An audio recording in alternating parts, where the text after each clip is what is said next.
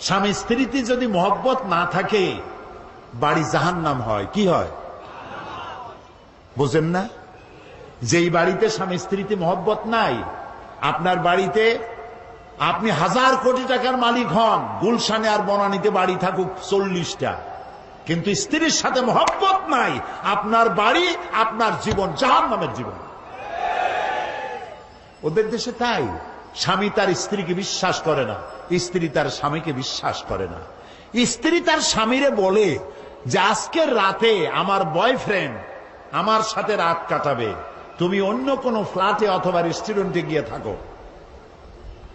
স্বামী বেচারা যদি অসন্তুষ্ট হয়ে পুলিশে খবর দেয়, যদি পুলিশকে স্বামী যদি তার স্ত্রীকে এই কাজে বাধা দেয়, তাহলে স্ত্রী 999 ডায়াল করে, সাথে সাথে থানা থেকে পুলিশ আসে। স্ত্রী নালিশ করে, আমি আমার বয়ফ্রেন্ড নিয়ে ঘুরবো, মার্কেটিং করব, রাত কাটাবো, সে আমার মৌলিক অধিকারের উপরে হস্তক্ষেপ করেছে, সে আমাকে বাধা দেয়। পুলিশ বলবে, বেটা তোমার স্ত্রী একটা বয়ফ্রেন্ড কেন, 15টা বয়ফ্রেন্ড নিয়ে থাকবে, তাতে তোর কি, যা বেটা বাইরে চলে যা। এই হলো সভ্যতা। প্রিয় ভাই, সব বানানো কথা বলার অভ্যাস আমার নাই। আমার চোখে দেখেছি মা নিজের বাচ্চাকে পুশ চেয়ারে করে রাস্তা দিয়ে ঠেলে নিয়ে যায়, আর কুত্তার বাচ্চা কোলে নিয়ে হাঁটে। এই সন্তান তার মাকে কেন শ্রদ্ধা করবে, কেন ভালোবাসবে? ওই স্বামী তার স্ত্রীর জন্য প্রাণ দিবে কেন? যে স্ত্রী তার স্বামীর সামনে ভিন্ন পুরুষের কণ্ঠলগ্ন হয়ে থাকে। এবং ওই স্ত্রীও বা স্বামীকে শ্রদ্ধা করবে কেন? যে স্বামী তার স্ত্রীর সামনে অন্য মেয়েদের বাহুলগ্ন হয়ে থাকে। ভালোবাসা নাই। সেই জন্য বৎসরের মধ্যে একদিন হলেও ভালোবাসার নামে ভনিতা করা লাগে বলে 14ই ফেব্রুয়ারি তারা বেছে নিছে। আমরা ওই জাতিকে বলি, আমি আজকে পরিষ্কার বলতে চাই, এটা বিশ্ব ভালোবাসা দিবস নয়, এটা বিশ্ব বেহায়া দিবস।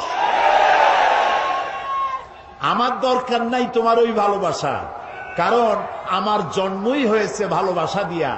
আমার রসুল বলেছেন আদ-দীনু আন-নাসিহা, ইসলাম হলো ভালোবাসা। ইসলাম মানেই ভালোবাসা, ইসলাম মানেই ভালোবাসা। আজকে তো আর দিবসের অভাব নাই। পিতৃ দিবস, মাতৃ দিবস, নারী দিবস, কন্যা দিবস, স্বাস্থ্য দিবস, কলেরা দিবস, বসন্ত দিবস। এখন আবার শুনতেছি নতুন ভাবে আর এক দেওয়াল লিখন হচ্ছে, বিশ্ব চিন্তা দিবস। আয়োজকদের জিজ্ঞেস করলাম, ভাই বিশ্ব চিন্তা দিবসের থিম কি, বিষয়টা কি? কয় যে আমরা অনেক ভেবেছি যে কি করা যায়, পরে আমরা চিন্তা করলাম বিশ্ব চিন্তা দিবসে আমরা পার্কে, রাস্তায়, আইল্যান্ডে, বিভিন্ন জায়গায় দলবদ্ধ হয়ে বসে চিন্তা করব যে আসলেই আমরা কোনো বিষয় চিন্তা করতেছি কিনা। এগুলো বিশ্ব চিন্তা দিবসের থিম। কপাল পুড়েছে জাতির, আমাদের ভালোবাসা শিখায়। আমার ওইটার দরকার নাই। আমার বাংলাদেশের মতো, মুসলমানদের মতো যৌথ পরিবার পৃথিবীতে নাই।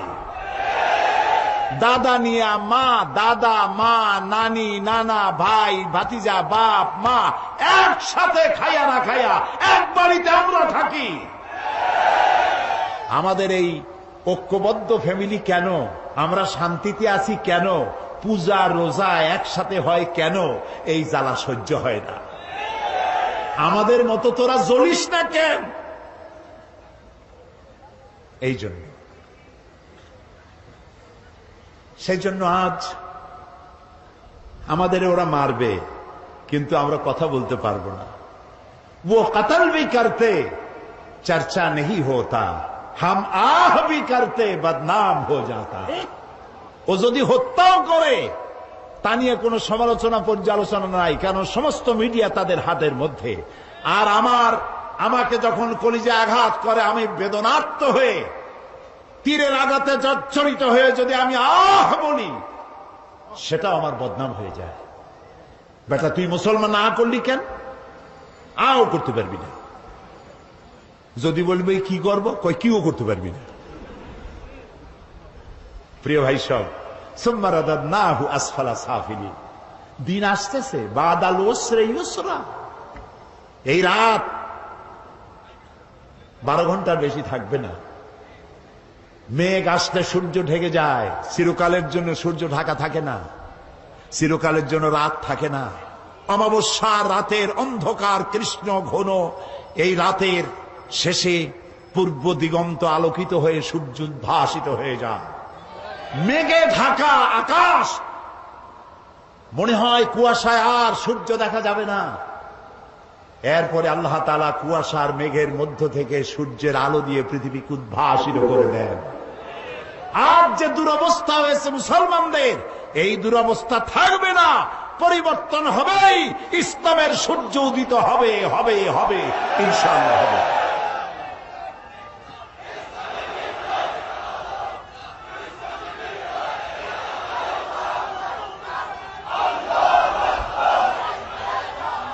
প্রিয় ভাই সব, প্রিয় ভাই সব,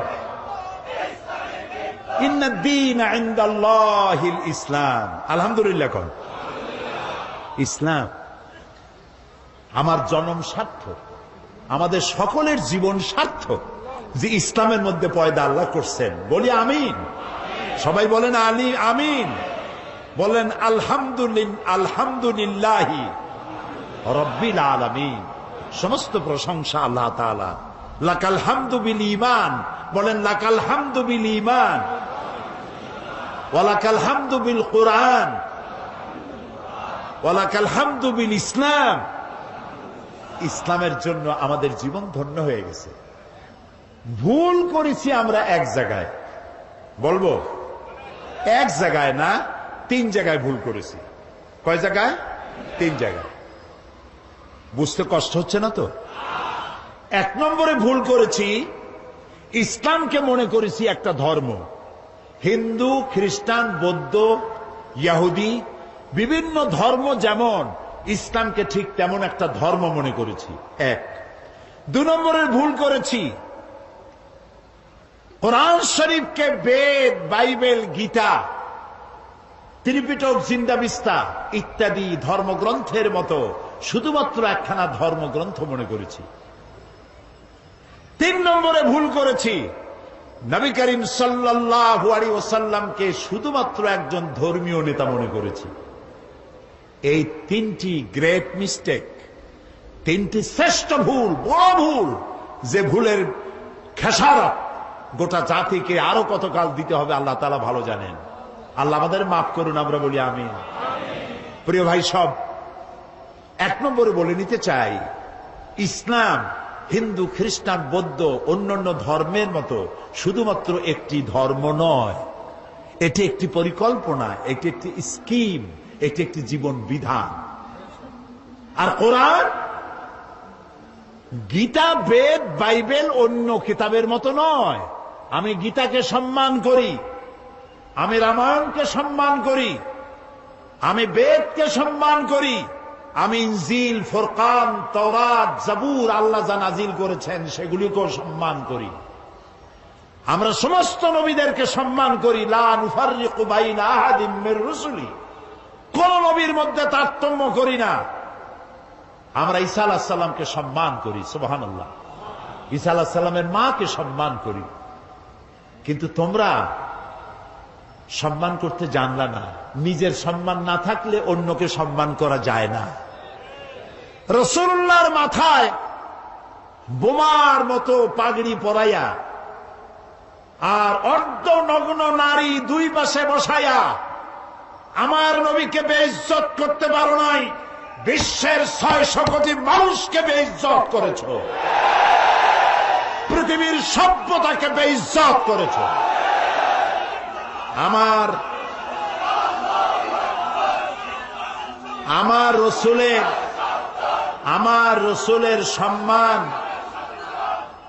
রসুলের সম্মান কচু পাতার পানি নয়, কলা পাতার পানি নয়। আমার রসুলের সম্মান হিমালয়ের পাহাড় সমান না। আমার রসুলের মর্যাদা আকাশ সমান না। আমার রসুলের মর্যাদা আল্লাহর আরশের সমান, আল্লাহর আরশ পর্যন্ত। আল্লাহর আরশে এই পৃথিবীর কোন মানুষকে আল্লাহ তাআলা দাওয়াত দেন নাই, আমার রাসূলকে দাওয়াত দিয়েছে। কাজী তাকে অমর্যাদা তোমরা করতে পারবে না, নিজেদেরকে অমর্যাদা করেছো। এ বিষয়ে আমি পরে কথা বলবো ইনশাআল্লাহ। এখন যেটা বলতে চাই, ইসলাম এটি একটি পূর্ণাঙ্গ জীবন ব্যবস্থা। আমি আগেই বলেছি এটি শুধু নামাজ রোজা হজ যাকাত নয়, এটি একটি জীবন ব্যবস্থা। দেখুন, নবী করিম সাল্লাল্লাহু আলাইহি ওয়াসাল্লাম যখন হেরা পাহাড় থেকে নামলেন, তিনি একটা দাওয়াত দিয়েছিলেন, ইয়া আইয়ুহান নাস কুলু কি কন্ত লা ইলাহা ইল্লাল্লাহ তুফলিহু। কি মজার কালেমা, আলহামদুলিল্লাহ। মুক্তির জন্য তোমরা এটা ঘোষণা দাও। নবী করিম সাল্লাল্লাহু আলাইহি ওয়াসাল্লাম এই ঘোষণার পর শান্তিতে থাকতে পারেন নাই, সাহাবায়ে কেরাম অত্যাচারিত হয়েছে। বুখারী শরীফের হাদিস, ওয়ান খাব্বাব বিন আল-আরিত রাদিয়াল্লাহু তাআলা আনহু আন্নাহু ক্বাল শাকাউনা ইলা রাসূলিল্লাহি সাল্লাল্লাহু আলাইহি ওয়াসাল্লাম ওয়া হুয়া মুতাওয়াসসাদুন বুরদাতুন লাহু ফি জিল্লিল কাবা। হযরতে খাব্বাব বলেন, আমরা নবী করিম সাল্লাল্লাহু আলাইহি ওয়াসাল্লামের কাছে গেলাম, গিয়ে দেখি নবীজি কাবা শরীফের ছায়ায় চাদর মুড়ি দিয়ে আরাম ফরমাচ্ছেন। আমরা পাশে গিয়ে বললাম, আলা তাদউ লানা আলা তাস্তানসিরু লানা ইয়া রাসূলুল্লাহ, হে রাসূল আপনি কি আমাদের জন্য দোয়া করবেন না? আপনি কি আল্লাহর সাহায্য আমাদের জন্য কামনা করবেন না? আমাদের বেলালকে ওরা মেরে শেষ করলো, খাব্বাবকে মারলো, খুবাইবকে মারলো, আম্মারকে মারলো, সুমাইয়াকে শহীদ করলো। আর তো নির্যাতন সহ্য করতে পারি না, আপনি কি আমাদের জন্য দোয়া করবেন না? নবীজি উঠে বসলেন, বললেন, ও খাব্বাব, তোমাদের আগে এই পৃথিবীতে যারাই দ্বীনের দাওয়াত দিয়েছেন, ইসলামের দাওয়াত যারাই দিয়েছেন। আচ্ছা ভাই, আরেকটা কথা বলি, কোন কোন বইতে লেখা আছে ইসলামের প্রবর্তক মুহাম্মদ সাল্লাল্লাহু আলাইহি ওয়াসাল্লাম। এই কথাটা কিন্তু ঠিক না। ইসলামের প্রবর্তক আল্লাহ তাআলা। ইসলাম কার? কিছু লোক আছে বেয়াদব, এদেরকে বেয়াদব ছাড়া আমি আর কিছু বলতে পারি না। তারা বলে মওদুদীর ইসলাম, বাগদাদের ইসলাম, অমুক জায়গার ইসলাম, তমুক জায়গার ইসলাম।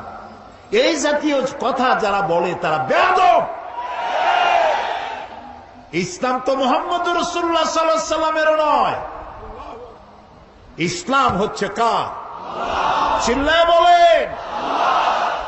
সুতরাং কোন মানুষের নামের সাথে ইসলাম বলা বেয়াদবি। ইসলাম আল্লাহ দিয়েছেন। নবী করিম সাল্লাল্লাহু আলাইহি ওয়াসাল্লাম বলেছেন, খাব্বাব, তোমাদের আগে ইসলামের দাওয়াত নিয়ে যারাই আসছেন, প্রত্যেক নবীর সাথে তার সাথীদের সাথে এই জাতীয় ব্যবহার হয়েছে। তোমরা জানো না, যারাই দ্বীনের দাওয়াত দিয়েছে তাদেরকে ধরা হতো, ফায়ুহফারু লাহু ফিল আরদ, তাদের জন্য জমিনে গর্ত খনন করা হতো, ফায়ুজআলু ফিহা, এরপরে সেই গর্তের মধ্যে তাকে কোমর পর্যন্ত দাবায় দেওয়া হতো, সুম্মা ইউতা বিল মানশার, এরপরে করাত আনা হতো, ফায়ুদাউ আলা রাসিহি, এরপরে সেই করাত তার মাথার উপরে রাখা হতো, ফায়ুজআলু নিসফাইন, এরপরে করাত দিয়া চিরে জীবিত মানুষটিকে দ্বিখণ্ডিত করে ফেলে দেওয়া হতো। মা ইয়াসুদ্দুহু যালিকা আন দীনিহি, এত কষ্ট দেওয়ার পরেও একজন মুসলমানকেও তারা দ্বীনের রাস্তা থেকে এক চুলও সরাইতে পারে নাই। আমরা পারবো এরকম? পারবো? কারা কারা পারবো? আলহামদুলিল্লাহ। হাত নামা, হাত নামা, হাত নামা। রাসূলুল্লাহ বলছেন, শোনেন শোনেন শোনেন, নবী করিম সাল্লাল্লাহু আলাইহি ওয়াসাল্লাম বলছেন, ওয়াল্লাহি ওয়াল্লাহি লা ইউতাম্মান্নাল্লাহু হাযাল আমরা হাত্তা ইয়াসিরুর রাকিবু মিন সানা ইলা হাদারামাউত। ও খাব্বাব, আমি আল্লাহর নামে কসম করি। কে কে কসম করছে?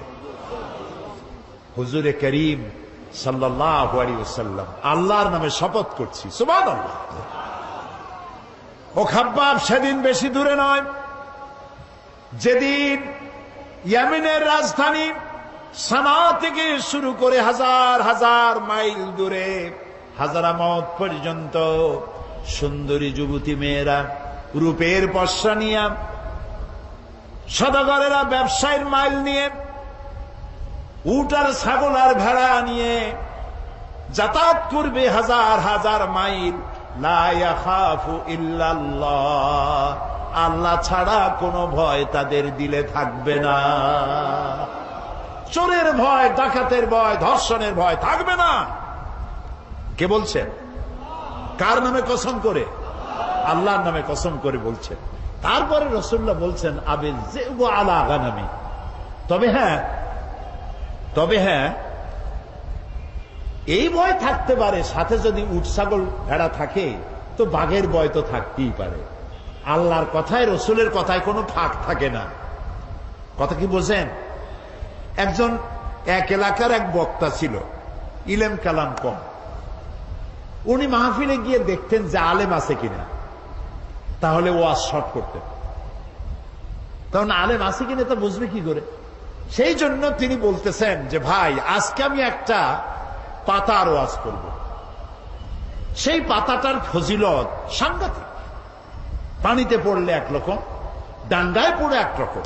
এরকম একটি পাতার ওয়াজ করতে চাই। জনগণ বলল, আমরা এরকম ওয়াজ শুনতেই চাই।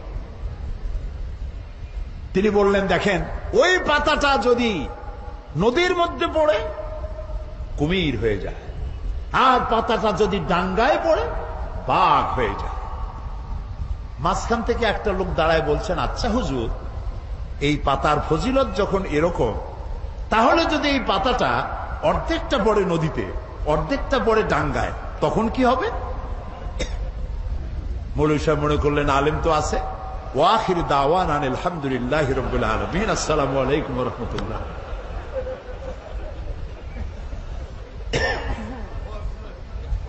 তো কথার মধ্যে ফাঁক থাকে মানুষের, কিন্তু কথার মধ্যে ফাঁক থাকে না আল্লাহর, কথার মধ্যে ফাঁক থাকে না রসুলের।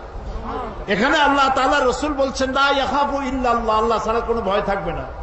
তারপরে যদি কেউ উট নিয়ে যায়, ছাগল নিয়ে যায়, আর পাহাড়িয়া বাঘ এসে যদি উট নিয়ে যায়, তাহলে রসুলের কথার মধ্যে তো অসুবিধা হয়ে গেল। লোকেরা বলবে, উনি বললেন আল্লাহ ছাড়া ভয় নাই, ভয় তো আছে। সেই জন্য রাসূলুল্লাহ বললেন আবিজ যিবু আলা গানামি, এটা হতে পারে যে বাঘে তোমার উট ছাগল ভেড়া নিয়ে যাইতে পারে, কিন্তু সুন্দরীরা ধর্ষিতা হবে না, সদাগরের মাল চুরি হবে না, মানুষের জীবন নষ্ট হবে না, এরকম সমাজ আসবে। ওয়ালাকিন্নাকুম তাস্তাজিলুন, আসলে তোমরা খুব তাড়াহুড়ো করছো। তাড়াহুড়ো করো না, ধৈর্য ধরো। এটা পাওয়ার জন্য বহুত নবীদের জীবন দিতে হয়েছে, সময় লাগবে। ইসলাম শুধু নামাজ, রোজা, হজ, যাকাত নয়, শুধু দাড়ি, টুপি, মেসওয়াক নয়। দাড়ি, টুপি, জামা, মেসওয়াক, নামাজ, রোজা সহ বিশাল স্কিম, বিশাল পরিকল্পনা। আমরা সবটারে বাদ দিয়া শুধু খোলসটা ধরে আছি, আসলটা বাদ দিয়ে দিছি। আমরা যখন মসজিদে যাই তখন মুসলমান থাকি, কিন্তু আমি যখন দোকানে যাই তখন আমি মুসলমান থাকি না। কথা কি বোঝেন? কথা কি বোঝেন? হায় রে মুসলমান, বলতেও লজ্জা করে। এই যে ভেজাল ধরা আবিষ্কার, যখন ভেজাল ধরার জন্য ঢাকায় যখন অভিযান চললো, হায় হায় রে, কি দেখলাম! কি সব নাম করা হোটেলে কি খাওয়ায়! গরিবে খাইলে কয় যে ফ্যান খায়। এই যে চাও ভাতের যে মাড়, ওইটার কি বলে এখানে? হ্যাঁ, মাড় বলে, মাড়। আমাদের পিরোজপুর, বরিশালে কয় ফ্যান। গরিবে যদি খায় ফ্যান, ওই ফ্যানটাকে বড় বড় হোটেলে এইরকম সুন্দর কাপের মধ্যে দিয়ে একটু মশলা ছিটাইয়া, এইটার দাম 150 টাকা। এটা হলো রাইস স্যুপ। গরিবে খাইলে মাড় খাইছে, ফ্যান খাইছে।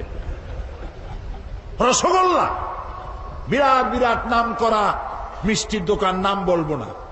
রসগোল্লা বানায়, রসগোল্লা বানাতে গেলে ছানা লাগবে, যত ছানা লাগবে তত দুধ লাগবে। এখন এত দুধ, পয়সা খরচ হয় বেশি, আমার লাভ করা লাগবে বেশি। সেই জন্য দুধের ভিতরে টয়লেট পেপার ছেড়ে দিয়া জাল দিয়া তাড়াতাড়ি ছানা বানায় ফেলায়।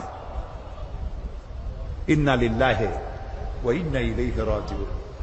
সানাসার গুলা, পচা বিস্কিট, পচা ময়দা, নুডলস, সব পচা ময়দা, এগুলির মধ্যে ট্রেনের পোড়া মোবিল দিয়া ভাজি করে সুন্দর করে মুখে মজা লাগাইয়া খাওয়াই দিল।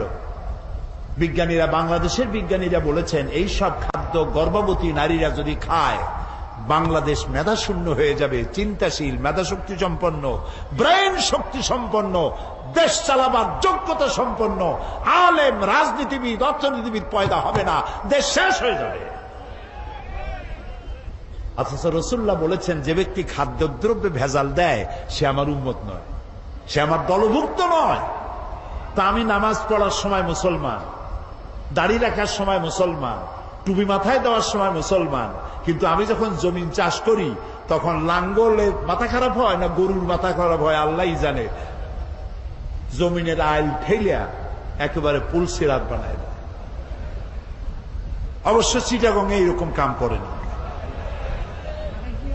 গরুর গোশতের নাম করিয়া মহিষের গোশত খাওয়ায়, খাসির গোশতের নাম করিয়া পাতি শ্রীগলের গোশত খাওয়ায়। নাউজুবিল্লাহ।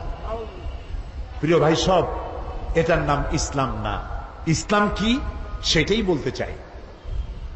ইসলাম এমন এক জীবন ব্যবস্থা দিয়েছিল, নবী করিম সাল্লাল্লাহু আলাইহি ওয়াসাল্লামের ইন্তেকালের পর ঐতিহাসিকরা লিখছেন এক যুবতী সুন্দরী নারী মদিনা থেকে রওনা করেছে, কোথাও যাবেন। মুসলমান কারে কয় দেখেন, কোথাও যাবেন। সন্ধ্যা হয়ে গেছে।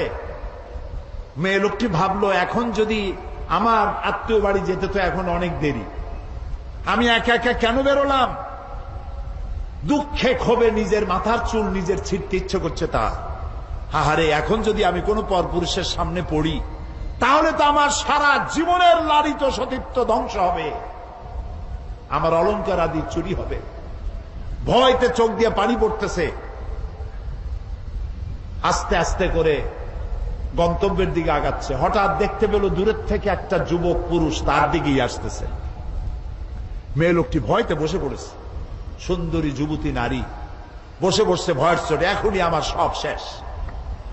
যুবকটি আস্তে আস্তে করে হেঁটে মহিলাটির সামনে এসে দাঁড়ায়ছে। মহিলা ভয়তে চোখ থেকে দরদর করে পানি পড়ছে। যুবক বলছে কি জানেন, যুবকটি মেয়ে লোকের চোখের উপরে চোখ রেখে বলছে, মা, আমাকে দিয়ে তোমার কোনো ক্ষতি হবে না। মা, তুমি কোথায় যেতে চাও আমাকে বলো, আমি তোমাকে নিরাপদে পাহারা দিয়ে তোমার গন্তব্যে পৌঁছে দেব। আমার পরিচয় শোনো, আমি মুসলমান। নবী করিম সাল্লাল্লাহু আলাইহি ওয়াসাল্লাম এই মুসলমান বানাইছিলেন। এই ছিল তার ইসলাম। অমুসলিমরা মনে করেছিল মোহাম্মদ সাল্লাল্লাহু আলাইহি ওয়াসাল্লাম আমাদের মূর্তি ভাঙতে আসছে। রাসূলুল্লাহ তো মূর্তি ভাঙছেন, কাবা শরীফের মধ্যে অবৈধভাবে মূর্তি উঠাইছিল, সেই জন্য সেগুলো ভাঙছেন। কারো বাড়ি গিয়ে কারো মূর্তি তো ভাঙেন নাই। আছে কোন হাদিস, কোন দলিল আছে যে কারো বাড়ি গিয়ে মূর্তিগুলো ভালাই দিয়েছে তাদের মূর্তি? যেহেতু আল্লাহর ঘর, এর ভিতরে মূর্তি থাকতে পারবে না, তিনি বের করে ফেলেছেন। আল্লাহ তো কোরআন শরীফে বলেছেন, কারো দেবতাকে গালি দিও না। কারো দেবতাকে গালি দিলে ওরা তোমার আল্লাহরে গালি দিবে। কারো মন্দির ভেঙো না, প্যাগোডা ভেঙো না, গির্জা ভেঙো না, কারো উপাসনালয় ভেঙো না। সুবহানাল্লাহ বলবেন না? ওমর রাদিয়াল্লাহু তাআলা আনহু জেরুজালেম দখল করলেন। জেরুজালেম দখল করার পর নামাজে রক্ত হয়েছে। জেরুজালেমটা দখল হয়েছিল আবু উবাইদা ইবনুল জাররাহ রাদিয়াল্লাহু তাআলা আনহুর হাতে। কিন্তু ওরা বলল, যারা শাসন করে তারা বলল যে আমরা তো পরাজিত হয়েছি, তো তোমাদের হাতে নগরের চাবি দেব না, আমরা সারেন্ডার করব আমিরুল মুমিনিনকে আনো। তা আমিরুল মুমিনিন গেলেন, সে ঘটনা লম্বা, সেটা আমার বক্তব্য না। যাওয়ার পরে নামাজে রক্ত হয়েছে, উনি এখন নামাজের জায়গা খুঁজতেছেন। এক পাদ্রী এসে বললেন যে আমিরুল মুমিনিন, আপনি কি খুঁজছেন? তিনি বললেন যে আমি নামাজ পড়বো, আমার তো নামাজে রক্ত হয়ে গেছে। তিনি বললেন আমাদের গির্জা ছেড়ে দিলাম, আমাদের গির্জায় গিয়ে আপনি নামাজ পড়ে আসেন। ওমর রাদিয়াল্লাহু তাআলা আনহু বললেন, কখনো আমি তোমার গির্জায় নামাজ পড়বো না। কেন? এই জন্য পড়বো না, আজকে যদি আমি তোমার গির্জায় নামাজ পড়ি, অসম্ভব নয়, কোন একদিন কোন মুসলমান হয়তো দাবি করে বসতে পারে আমিরুল মুমিনিন যেহেতু নামাজ পড়েছেন গির্জায়, এটা গির্জা না, এটা আমাদের মসজিদ, আমি চাই না তোমাদের গির্জা মসজিদ হয়ে যাক। সুবহানাল্লাহ। ইসলাম কি আর আমি বুঝি কি আর আমি যাচ্ছি কোথায়? ইসলামের চাইতে পরধর্ম সহিষ্ণু জাত আকাশের নিচেও নাই, জমিনের উপরেও নাই। সুবহানাল্লাহ বিহামদিহি। প্রিয় ভাই সব, সুতরাং নবী করিম সাল্লাল্লাহু আলাইহি ওয়াসাল্লাম এই সুন্দর ইসলাম দিলেন। কাফেররা মনে করছিল প্রথমে যে আমাদের বুঝি ধ্বংস করতে আসছেন। যখন তারা দেখল নবীজির শাসনে ইসলাম রাষ্ট্রীয় ফর্মুলায় আসার পর বৃদ্ধরা ভাতা পায়, বয়স্করা ভাতা পায়, বেকারেরা ভাতা পায়, খাবারের অভাব কারো নাই, সকলের ঘরে দুয়ারে দুয়ারে খাবার, নিরাপত্তার প্রশ্নে মানুষ আর দরজা খুলে ঘুমায়, চোরের ভয় নাই, ডাকাতির ভয় নাই, যারা চোর ছিল ডাকাত ছিল তারা মানুষের সম্পদের পাহারাদার হয়ে গিয়েছে। নবীজির মদিনার শেষ জীবনে শেষ সূরা যেটা নাজিল হলো, আল্লাহ তাআলা বলছেন ইযা জাআ নাসরুল্লাহি ওয়াল ফাতহু আরাআইতান নাসা ইয়াদখুলুনা ফি দীনিল্লাহি আফওয়াজা ফাসাব্বিহ বিহামদি রাব্বিকা ওয়াস্তাগফির ইন্নাহু কানা তাওয়াবা। যখন আল্লাহর মদদ আসবে, বিজয় আসবে, দেখতে পাবেন দলে দলে লোক ইসলামে প্রবেশ করছে। নবী করিম সাল্লাল্লাহু আলাইহি ওয়াসাল্লামের ইন্তেকালের আগে দেখা গেল আশেপাশে আর কাফের নাই, সব ইসলামের ছায়াতলে চলে এসেছে, ঘোষণা করেছে লা ইলাহা ইল্লাল্লাহু মুহাম্মাদুর রাসূলুল্লাহ। সুবহানাল্লাহ, সুবহানাল্লাহ। অবস্থা এমন হলো নবী করিম সাল্লাল্লাহু আলাইহি ওয়াসাল্লাম ইন্তেকাল করেছেন, হযরত আবু বকর রাদিয়াল্লাহু তাআলা আনহু ক্ষমতায় এসেছেন, চিফ জাস্টিস বানাইছেন ওমর রাদিয়াল্লাহু তাআলা আনহুকে বিচারপতি। ঐতিহাসিকরা লিখছেন ফামাকাসা আমান কামিলান ফালাম ইয়াখতাসিম ইলাইহি ইসনান।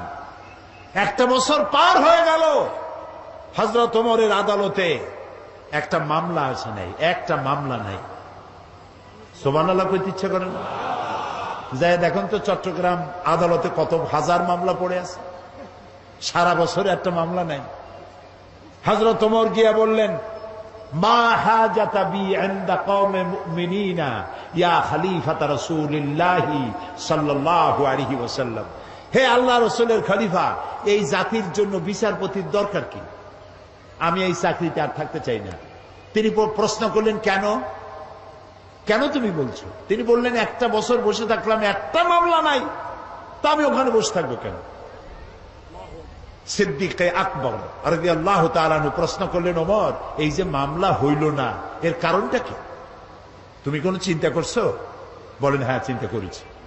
আমি চিন্তা করে দেখলাম হে খলিফা, আপনি আমাকে এমন একটা জাতির জন্য আমাকে বিচারপতি বানিয়েছেন যে জাতির দিন হচ্ছে দিন হুমুন নাসিহা, এ জাতির দিন হচ্ছে ভালোবাসা আর ভালোবাসা। সুবহানাল্লাহ বলবেন না? সবাই সবাইকে ভালোবাসে, কারো সাথে কারো ঝগড়া নাই, বিবাদ নাই। সুবহানাল্লাহ। ওয়া মানহাজুহুমুল কোরআন, আর তাদের মানহাজ, তাদের দস্তুর, তাদের কনস্টিটিউশন হচ্ছে আল্লাহর কালাম। সুবহানাল্লাহ। ওয়া আমালুহুম আল আমরু বিল মারুফ ওয়ান নাহি আনিল মুনকার, আর তাদের আমলটাই হচ্ছে মানুষকে ভালো কাজের আদেশ দেওয়া আর অন্যায় কাজ থেকে মানুষকে ফিরিয়ে রাখা। কুল্লু ওয়াহিদিন মিনহুম ইয়ারিফু হাদ্দাহু ফায়াকিফু ইনদাহু, এর প্রত্যেকটি ফরদ, প্রত্যেকটি জনগণ জানে যে আল্লাহর আদেশ নিষেধ কোথায়। প্রত্যেকেই তার বর্ডারে এসে থেমে যায়, বর্ডার ক্রস করে না। ওজনে কম দিও না, খাদ্যে ভেজাল দিও না, মিথ্যা কথা কইও না, নারী ধর্ষণ করো না, জেনা ব্যভিচার করো না, হত্যা করো না, গীবত গাইও না, জমিনের আইল ঠেলো না, মদ খাইও না, জুয়া খেলো না। যা যা এগুলি বর্ডার, তিলকা হুদুদুল্লাহ, এগুলি কি বলুন তো? আল্লাহর বর্ডার। বলেন না এগুলি কি? আল্লাহ তাআলা বলছেন ফালা তাকরাবুহা, এটাকে ক্রস করা তো দূরের কথা, এটার কাছেও যেও না। সুবহানাল্লাহ। কুল্লু ওয়াহিদুম মিনহুম ইয়ারিফু হাদ্দাহু ফায়াকিফু ইনদা, বর্ডারে দাঁড়ায় যায়, বর্ডার ক্রস করে না। এবং ওয়াইজা মারিদা আহাদুহুম আদুহু, তাদের মধ্যে যদি কেউ অসুস্থ হয় তাহলে তাকে তারা দেখতে যায়। আজকে আমরা এই আমল হারাই ফেলাইছি। দোতলায় মানুষ মরে, তিনতলায় বিবাহ হয়, খোঁজও জানে না, জিজ্ঞাসাও করে না। এই অবস্থা হয়ে গেছে না? প্রিয় ভাই, সব ইসলামী আদতগুলি আমাদের মধ্যে আসা দরকার, আমাদের মধ্যে ইসলামী আমলগুলি হওয়া দরকার। রাসূলুল্লাহ কারো অসুখ হইলে দেখতে যাইতেন, কিছু নিয়ে যাইতেন, মাথায় হাত বুলাইতেন, ফু দিতেন, দোয়া করতেন। সুবহানাল্লাহ। আপনার শত্রু যদি হয়, অসুস্থ হয়েছে, আপনি যদি তাকে দেখতে যান, একটু কমলা নিয়ে যান, একটু বেদানা নিয়ে যান, একটু আঙ্গুর নিয়ে যান। আপনার সাথে শত্রুতা থাকবে, চক্ষু লজ্জার সৃষ্টি হবে। তাহাদ্দু তাহাব্বু, হাদিয়া দাও, মোহব্বত বাড়বে। আর সালাম দাও, গোনো গোনো সালাম দাও। সুবহানাল্লাহ। আফসুস সালাম, রাসূলুল্লাহ বলেছেন সালাম দাও, বেশি করে সালাম দাও। সুতরাং নবী করিম সাল্লাল্লাহু আলাইহি ওয়াসাল্লাম যে জীবন ব্যবস্থা এনেছিলেন, সেই ব্যবস্থা ছিল এরকম, যেখানে ঝগড়াঝাটি ছিল না, মারামারি ছিল না। এই হলো ইসলাম। সেই ইসলাম এই পৃথিবীতে যাতে আর উঁচু না হতে পারে, এই পৃথিবীটাকে ধ্বংস করার জন্য যত মতবাদ তৈরি হয়েছিল সব শেষ, পুঁজিবাদ শেষ, কমিউনিজম শেষ। মানুষের গন্তব্য ছিল ইসলামের দিকে। কোন দিকে গন্তব্য? ইসলামের দিকে। সেই ইসলাম যেন আগাতে না পারে, সেই জন্য মুসলমানদের নাম দিতে হবে সন্ত্রাসী। কি নাম দিতে হবে? সন্ত্রাসী। শুরু হয়ে গেল সন্ত্রাস, পৃথিবী জুড়ে সন্ত্রাস শুরু হয়ে গেল। বর্তমান পৃথিবীতে সন্ত্রাস নাই এমন কোন দেশ আছে বলে আমার জানা নাই। সারা দুনিয়া জুড়ে সন্ত্রাস। এই মাহফিল হওয়ার কথা ছিল কবে বলেন? ডিসেম্বর মাসে বোমা খইয়ের মতো ফুটতে লাগলো চতুর্দিকে। কেন ফুটাইলো? তারা বলতে চায় তারা আল্লাহর আইন প্রতিষ্ঠা করবে। কার আইন? আল্লাহর আইন প্রতিষ্ঠা করবে। এখন আল্লাহর আইন প্রতিষ্ঠার জন্য বোমা মারবে। শুরু হয়ে গেল বোমা।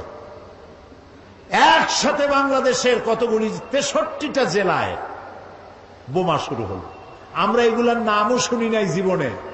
নাম হলো জামাতুল মুজাহিদিন, হরকতুল জেহাদ, তারপরে আর একটা কি, না না না, জেএমবি, হরকতুল জেহাদ, হিজবুত তাহরীর। তারপরে আবার নাম হলো, এটা আবার নতুন নাম, জানি না এটা আবার কোথার থেকে আবিষ্কার হইল আল্লাহ জানে। সে নতুন নাম আর একটা হয়েছে, সেটা হলো আল জঙ্গিতুল জংলা। একটা আল শব্দ বসায় দিলেই মনে হবে যেন ওটা ইসলাম। এখন তারা ইসলাম প্রতিষ্ঠা করবে বোমা মারিয়া। এটা কি জন্যে? আল্লাহর আইন। আমাদের স্লোগান ছিল আল্লাহর আইন চাই, আর কি চাই বলেন না সবাই? আল্লাহর আইন চাই। আর আল্লাহর আইনকে বদনাম করার জন্য শোনেন, মাথা কাটায় শোনেন কথা, আল্লাহর আইনের কথা যাতে আর পৃথিবীতে উচ্চারিত হতে না পারে, জিহাদের নাম যাতে মুসলমানেরা আর না নিতে পারে, সেই জন্য শুরু হলো ষড়যন্ত্র। পৃথিবীর মুসলমানেরা জিহাদের নাম মোছা যাবে না, জিহাদ চলবে কিয়ামত পর্যন্ত। তবে জিহাদটা কি, জিহাদটা কি সেটা বুঝতে হবে। জিহাদ আর কিতাল এক জিনিস নয়, জিহাদ আর যুদ্ধ এক জিনিস নয়। হোলি ওয়ার এবং যুদ্ধ এক জিনিস নয়। জিহাদ এক পবিত্র জিনিস। সেটি কি? সেটি হচ্ছে জিহাদের আবিধানিক এবং পারিভাষিক অর্থ হচ্ছে যে কোনো উদ্দেশ্যকে সফলতার শীর্ষে পৌঁছে দেওয়ার জন্য যে প্রাণান্তকার প্রচেষ্টা করা হয়, ওই প্রচেষ্টার আরবি নাম হলো জিহাদ। এটা যুদ্ধ নয়। এখন আমার মূল লক্ষ্য ইসলাম প্রতিষ্ঠা। আমার মূল লক্ষ্য কি? এই ইসলাম প্রতিষ্ঠার জন্য আমি যদি বই লিখি, তাহলে এটা আমার লেখার জিহাদ। আমি এটা প্রতিষ্ঠার জন্য যদি আমি বক্তৃতা করি, এটা আমার বক্তৃতার জিহাদ। এটা প্রতিষ্ঠার জন্য যদি আমি মাল খরচ করি, তাও এটা আমার মালি জিহাদ। আর যদি এই আন্দোলনকে ব্যাহত করার জন্য অন্য কোন রাষ্ট্র যদি ঝাঁপাইয়া পড়ে, তাহলে কেবলমাত্র রাষ্ট্রের পক্ষ থেকেই সেইটার মোকাবেলা করার জন্য সশস্ত্র জিহাদের হুকুম আসতে পারে। কোন রাজনৈতিক দল, কোন ব্যক্তি জিহাদের অর্ডার দেওয়ার কোন ক্ষমতা নাই, এখতিয়ার নাই। এই অনুমতি ইসলাম দেয় না। কারো বাবার হিম্মত নাই অন্ধকারের ভিতরে দল বানাইয়া বোমামের ইসলাম কায়েম করবে। এটা ইসলাম নয়, এটা শয়তানি। ইসলামকে বদনাম করার জন্য তারা এই পন্থা অবলম্বন করেছে। প্রিয় ভাই, সব কথাগুলি আপনাদেরকে শুনতে হবে।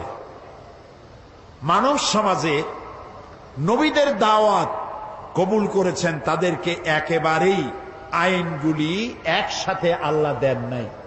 আল্লাহর কায়দাটা দেখেন। আল্লাহ তো ইচ্ছা, সবচাইতে ক্ষমতা কার বেশি? যারা জবাব দেন নাই তারা কিন্তু বিপদে আছেন। কারণ হলো কোন কোন প্রশ্ন আছে জবাব দিতে হয় পুরুষের মতো ঠাস ঠাস করে জবাব দিতে হয়। ইমানের প্রশ্ন সব থেকে বেশি ক্ষমতা কার? ইনফিনিট পাওয়ার, সীমাহীন শক্তির মালিক কে? কারো মোহতাজ তিনি নন, কাউকে পরোয়া করেন না, কারো কাছে কৈফিয়ত দেন না, সকলকে কৈফিয়ত দিতে হবে তার কাছে। সেই আল্লাহ তাআলা যদি ইচ্ছে করতেন, আল্লাহ বলছেন ওয়ালাউ শাআ লাহাদাকুম আজমাইন, সূরা আন-নাহল। আল্লাহ তাআলা বলছেন আমি ইচ্ছে করলে সবাই হেদায়েত করে দিতে পারতাম। তা আল্লাহ তো আগেই বলেছেন আমি এটা করব না, যেহেতু আমি তোমার জ্ঞান দিচ্ছি, এটা আমি করব না। আইন আস্তে আস্তে দেব। নবী করিম সাল্লাল্লাহু আলাইহি ওয়াসাল্লাম নবুয়ত পেলেন, নামাজ কি ওই সাথে হয়েছে? ওই সাথে হয়েছে। অনেক বছর পর নামাজ আসছে, তার অনেক বছর পর রোজা, তার অনেক বছর পর হজ, তার অনেক পরে যাকাত। ইমপ্লিমেন্টেশন, ইসলামের আইনের প্রয়োগ ধীরে ধীরে, গ্রাজুয়ালি, একসাথে নয়। আল্লাহ প্রথমে মানুষের জেহেন, মেন্টালিটি তৈরি করেছেন, মোটিভেটেড করেছেন, মোটিভেশন করেছেন, তারপরে আইন দিয়েছেন একটু একটু করে। একটা দৃষ্টান্ত দেব, একটা দৃষ্টান্ত দেই। সপ্ত মুসলমান, সব ব্যাপারে আইন আসছে, কিন্তু মত সম্পর্কিত আইন তখনো আসে নাই। ইসলাম কবুলকারী মুসলমানেরা কেউ কেউ তখনো শরাবের ব্যাপারে কোন আইন আসে নাই বলে শরাব পান করতেন। প্রশ্ন উঠল, হে রাসূল, এই যে মদ টদ খাইয়া মাতলামি করে টরে, এসব ব্যাপারে তো কোনো আইন টাইন আসলো না, এটা বিষয়টা কি? তো রাসূলুল্লাহ কথা বলতেন না যতক্ষণ জিবরাইল না বলে, জিবরাইল যতক্ষণ বলতেন না যতক্ষণ আল্লাহ রাব্বুল আলামিন প্রশ্নের জবাব দিলেন। وَيَسْأَلُونَكَ عَنِ الْخَمْرِ وَالْمَيْسِرِ قُلْ فِيهِمَا إِثْمٌ كَبِيرٌ وَمَنَافِعُ لِلنَّاسِ। হে নবী, আপনাকে প্রশ্ন করা হয় মদ এবং জুয়া সম্পর্কে, আপনি বলুন এ দুটোই ভালো জিনিস নয়, কল্যাণমূলক নয়, তবে এর মধ্যে মানুষের কিছু কল্যাণ আছে। মদের মধ্যে, জুয়ার মধ্যে মানুষের কিছু কল্যাণ আছে। 10 টাকা দিয়ে লটারিতে টিকিট কিনছে, যদি লাগিয়ে যায় তো 10 টাকার টিকিটে লেক্সাস গাড়ি পেয়ে গেছে, 10 কোটি টাকা পেয়ে গেছে। এখন জিন্দিগি যে গাড়ি দেখে নাই, 10,000 টাকা জীবনে ওর বাবেও চোখে দেখে নাই। সে যদি 1 কোটি টাকা হাতে পায়, ও কি দুনিয়ার আর দুনিয়া মনে করবে? ওর সামনে তো মেয়ে লোক তো যাইতেই পারবে না, যা খুশি তাই করবে। সেই জন্য কল্যাণ আছেই, রাতারাতি আঙ্গুল ভুলে কলা গাছ হইতে পারে। মদ খাইলে কিছু সময়ের জন্য রাজা রাজা ভাব একটু হইতে পারে, কিন্তু ওয়া ইসমুহুমা আকবারু মিন নাফিহিমা, কিন্তু উপকারের চাইতে অপকারিতা বেশি। কে বললেন? আল্লাহ তাআলা। এই আয়াত নাজিল হওয়ার পর যে সমস্ত মুসলমানরা মদ পান করতেন, ওনারা মনে করলেন যে মানুষের কল্যাণ আর অকল্যাণ আল্লাহর চাইতে তো কেউ ভালো বোঝার কথা না।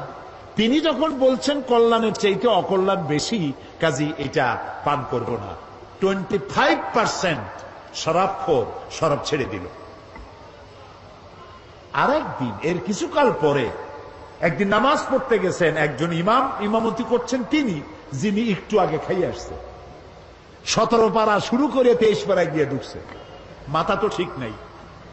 রাসূলের কাছে প্রশ্ন করলো যে এই তো নামাজ পড়লো ইয়া খাইয়া, এখন তো নামাজের মধ্যে প্যাঁচ লাগাই ভালাইছে, এখন কি হবে? আল্লাহ তাআলা বলে দিলেন, লা তাকরাবুস সালাত ওয়া আনতুম সুকারা হাত্তা তা'লামুনা মা তাকুলুন। যত তোমরা ওই অবস্থায় নামাজ পড়া তো দূরের কথা, নামাজের কাছেও যেও না যতক্ষণ তোমরা না বুঝো যে তোমরা কি বলছো।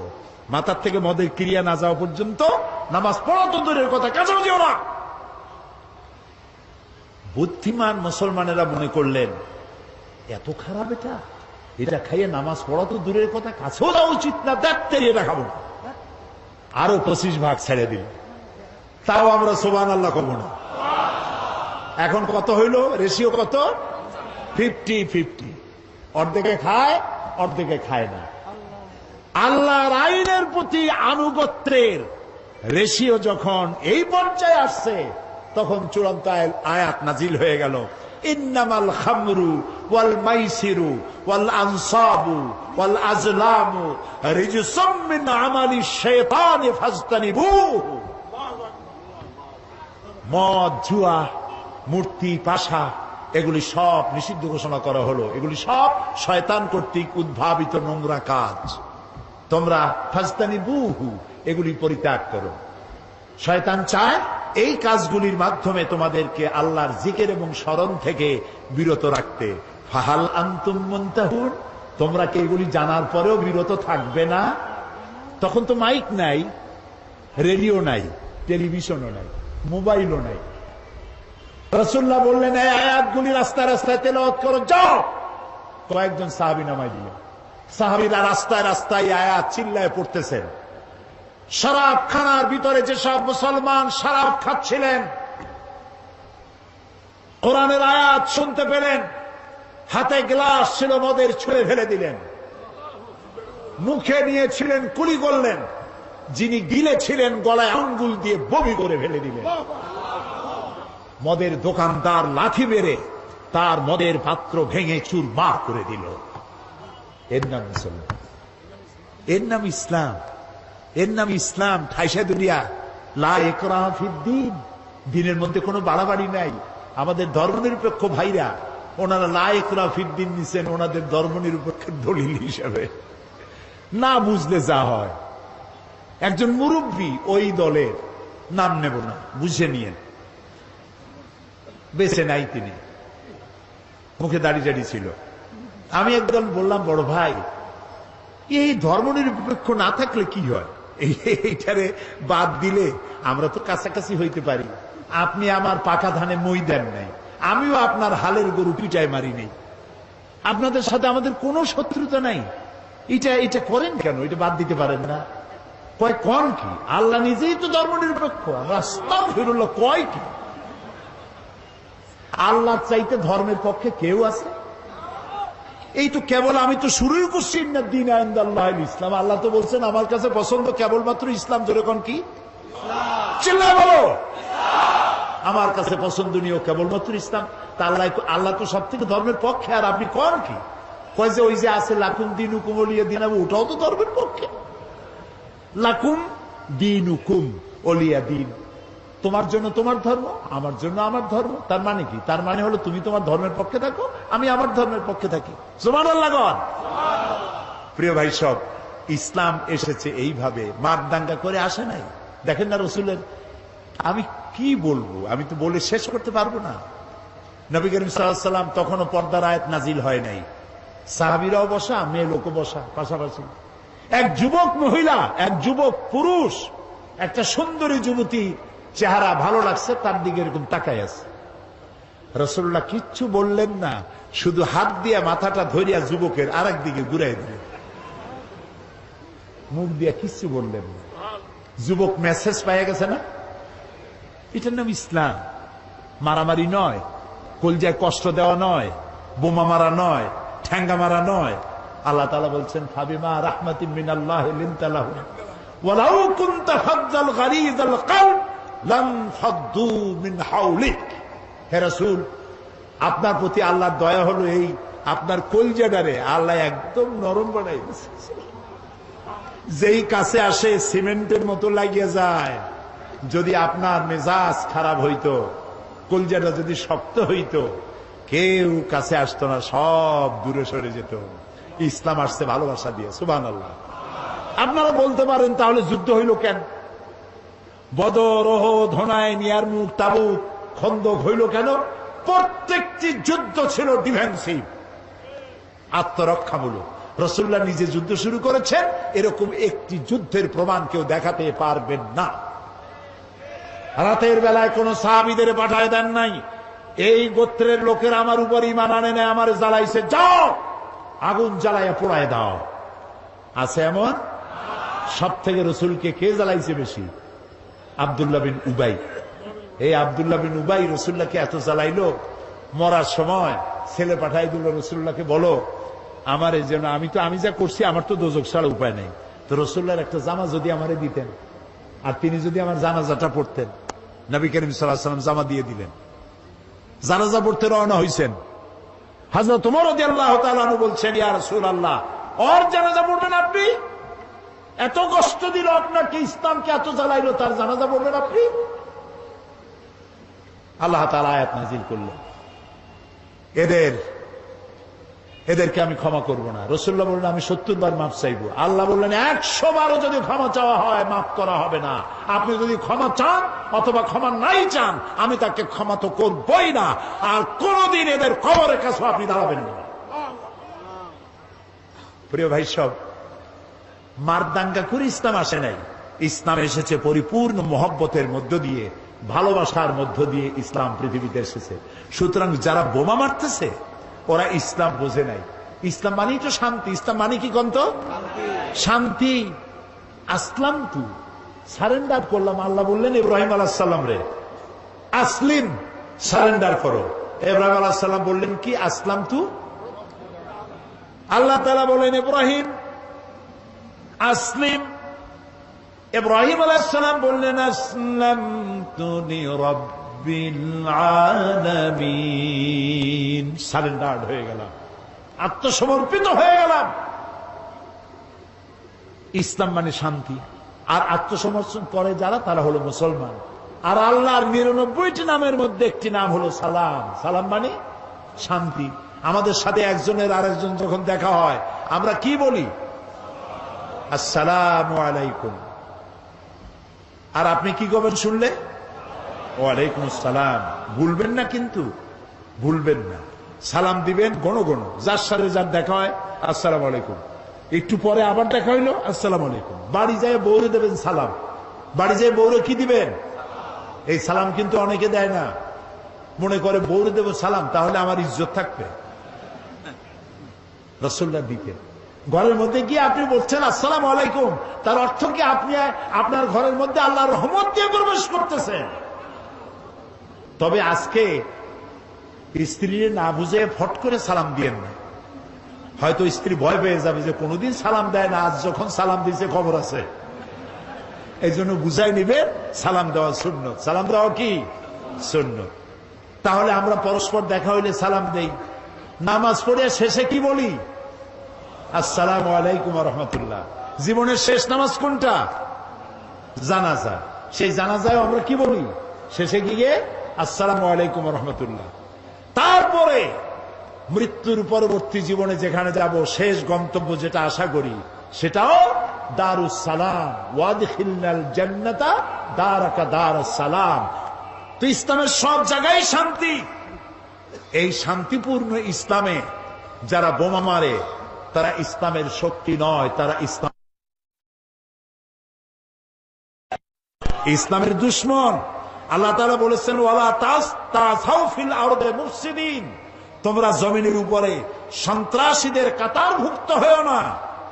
ওয়ালা তুফসিদু ফিল আরদি বাদা ইসলাহিহা, শান্তি প্রতিষ্ঠার পরে বিপর্যয় সৃষ্টি করো না, সন্ত্রাসী তৎপরতা চালাইও না। প্রিয় ভাই সব, ঝালকাঠিতে 2 জন মারল বিচারপতি, আসামি ধরা পড়ল।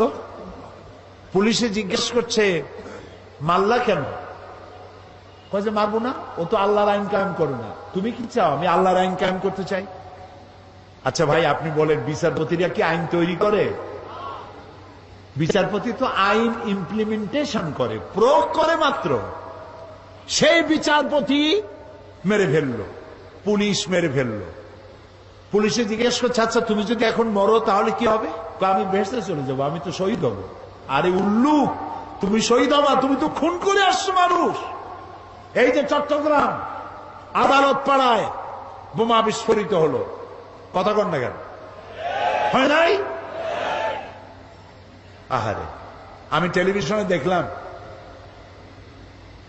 একটা না 2টা পুলিশ বুঝি মরল।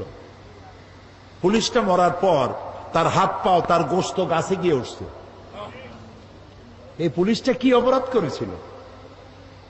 পুলিশ সারাটা দিন কষ্ট করে, পুলিশের রাত নাই, দিন নাই, শুক্রবার নাই, ঈদ নাই।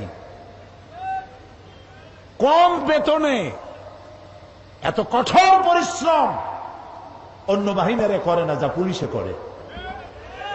সারাটা দিন পাহারা দিতেছে, বোমার আঘাতে গোশত গিয়া গাছে উঠল। আমি টেলিভিশনে দেখলাম আর একটা পুলিশ জীবিত, তার সাথী গোশত খণ্ড বিখণ্ড হয়ে গেছে, সাথীর জুতা, নিহত পুলিশের জুতা, জামা, টুপিটা পাশে পড়ে আছে। আর তার আর এক পুলিশ ওই জুতার রক্তমাখার বিচ্ছিন্ন দেহের পাশে দাঁড়ায় আছে। পুলিশটার চোখ দিয়ে দর দর করে পানি পড়তেছে। নিহত পুলিশের ছোট্ট মেয়েটি জালেবায় তার কাছে গিয়ে জিজ্ঞেস করে, আমার বাবা কি অপরাধ করছিল, কেন মরল আমার বাপ? যে পাপিষ্ঠ বোমা মারলো তার 2 হাত 2 পা উড়ে গেল। হসপিটালে গিয়েছে, তাকে পানি দাও, পানি চেয়েছে, পানি দিল। নার্স পানি দিয়েছে বাও হাত দিয়া। সে জিজ্ঞেস করলো, তুমি মুসলমান না? নার্স বললো, আমি মুসলমান। তো বাও হাত দিয়া পানি দিলা কেন? আমি বাও হাতে পানি খাবো না। দেখছেন অবস্থা? খুন করে আসছে মানুষ, ও এখন বাও হাত আর ডাইন হাত তালাশ করে। আমি সেদিন বরিশালে বলছিলাম, কদিন আগে বরিশালে মাহফিল ছিল, বললাম যে একজনের শরাব খাওয়ার অভ্যাস ছিল। শরাব বোঝেন তো? মদ খাওয়ার অভ্যাস। কিন্তু তার মোষ ছিল খুব বড়। কিছু লোক আছেন এরকম মোষ রাখে, বড় কবি হইলে, বড় বুদ্ধিজীবী হইলে অবস্থায় এরকম যেন 6 মাস চুল দাড়ি কাটে টাটে না, একটা পাটের বস্তা পাশ দিয়ে ঝুলে থাকবে, একটু বুদ্ধিজীবী ভাব।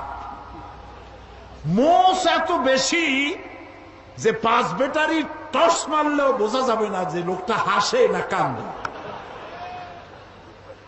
এই রকমের মোষওয়ালা এক লোক ডান হাত দিয়া মোষ উঁচা করিয়া নাকের উপর দিয়া ধরিয়া বাঁ হাত দিয়া গিলতেছে। আরেকজন বন্ধু এসে বলছে, ভাই তুমি মদ এত কষ্ট করে খাও কেন, এত উঁচু করে ধরে টরে? কয় যে ভাই, ওলামায়ে হাজারাত, তাদের কাছে শুনেছি এই পানি টানি জাতীয় কোন জিনিস খাইতে গেলে যদি মোজ ভেজে তাহলে নাকি মাকরু হয়। খাইতেছে মদ, তালাশ করতেছে মাকরু। আরে বেটা, তুই মানুষ খুন করে আসিস, বেহেশত তো ভালো, তোর জায়গা হবে তো জাহান্নামে, তোর তো জানাজাও হবে না, কোন আলেম তোর জানাজা দিবে না, তুই জাহান্নামে যাবি। কোন সন্দেহ নাই জাহান্নাম। মান কাতালা মুমিনান মুতাআম্মিদান ফাজাযাউহু জাহান্নাম।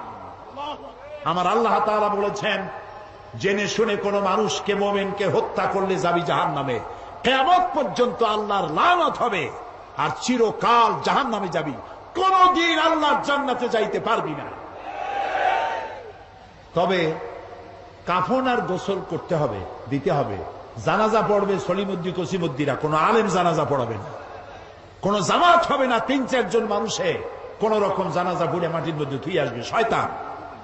লা তাকতুলু আনফুসাকুম, আল্লাহ তাআলা বলেছেন আত্মহত্যা করো না, আত্মহত্যা করা হারাম। কে বলেছে তোমাকে সুইসাইড করতে? আল্লাহর আইন প্রতিষ্ঠা করার জন্য। নাউযু বিল্লাহি মিন যালিক।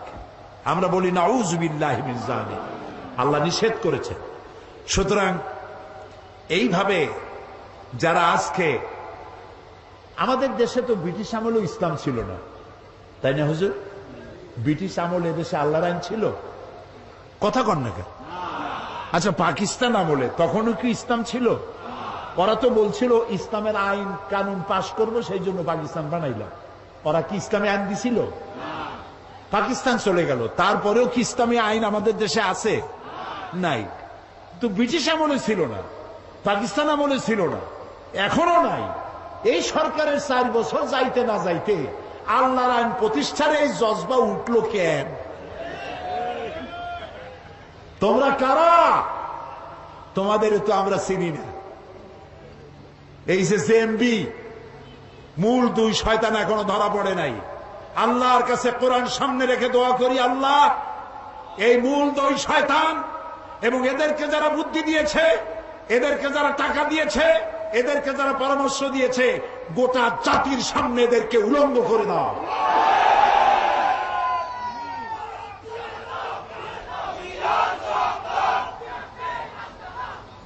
এদেশে ইসলামী আইন যারা প্রতিষ্ঠা করতে চায়, আমরা তাদেরকে চিনি। তোমাদের অফিস কই? তোমাদের নেতাকে তুলারাশির লোক দিয়ে বাটি চালান দিয়ে তো পাওয়া যাবে না, অফিস কোথায়? আল্লাহর আইন যারা চায় দেশে, আমরা সেই দলগুলির চিনি, তাদের নেতাদেরকে চিনি। তারা পার্লামেন্টে বক্তৃতা করে, তাদের মন্ত্রী আছে, তাদের অসংখ্য ইসলামী সাহিত্য আছে, তারা বক্তৃতা করে, তাদের গোটা জাতি চেনে। আমাকে বলতে হবে, পরিচিত এদেশের ইসলামী শ্রেষ্ঠ আন্দোলন যারা করেন, তাদের একটা বই, হাজারো বইয়ের মধ্যে একটা বই দেখতে চাই, যেই বইয়ের একটা লাইনও সন্ত্রাসকে উস্কে দেয় এমন একটা বই দেখতে চাই।